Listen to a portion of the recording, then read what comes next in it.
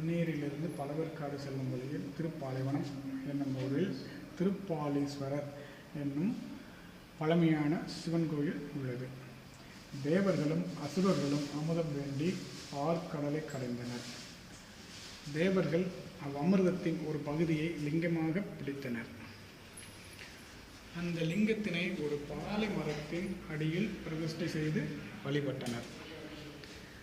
அவ்வேளையில் இறைவன் ஆடிய நடனமே பிரதோஷ நடனம், சந்தியாந்திருத்தயம்.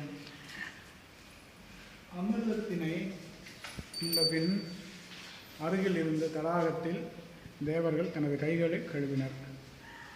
அசுரர்கள் இதனை உணர்ந்து தவளை வேடத்தில் வர இத்தடாகத்தில் தவளைகளை வரக்கூடாது என்று தேவர்கள் சாபமிட்டனர்.